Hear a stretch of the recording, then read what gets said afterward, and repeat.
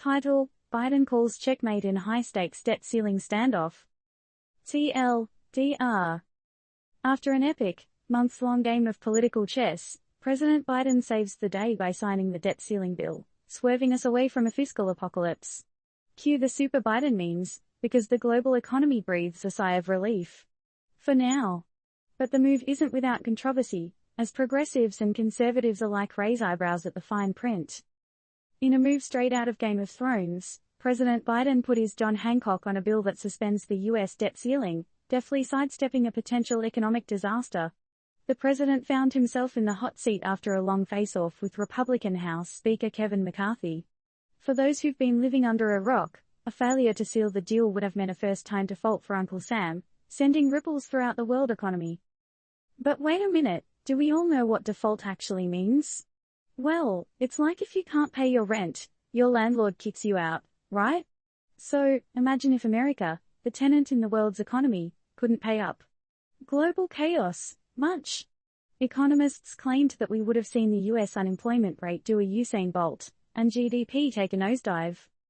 Now let's look at the flip side of the coin. In a bid to seal the deal, Biden was forced to put some things on the chopping block.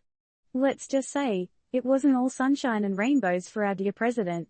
One of the caveats. Some non-defense spending took a hit, alongside tweaks to the requirements for the Supplemental Nutrition Assistance and Temporary Assistance for Needy Families programs. These concessions were seen as a partial defeat for Biden, sparking fury amongst some Republicans, and leaving progressives feeling somewhat betrayed.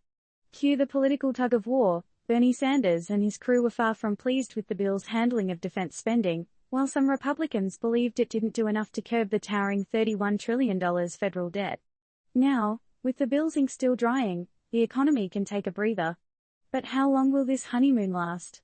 The new law only keeps the debt ceiling suspended until January 2025, and the clock's already ticking. What happens when it chimes midnight again? It's a bit like taking out a payday loan to cover the bills, isn't it?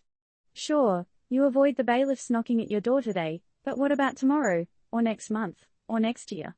So, here's the million-dollar question: is this solution a genuine way out of the woods, or are we just kicking the can down the road? Oh, and here's a fun twist: some Democrats and economists have suggested nixing the debt ceiling altogether to avoid future drama. And they're saying Biden could pull this off by himself, citing the 14th Amendment, which states the validity of America's public debt shall not be questioned.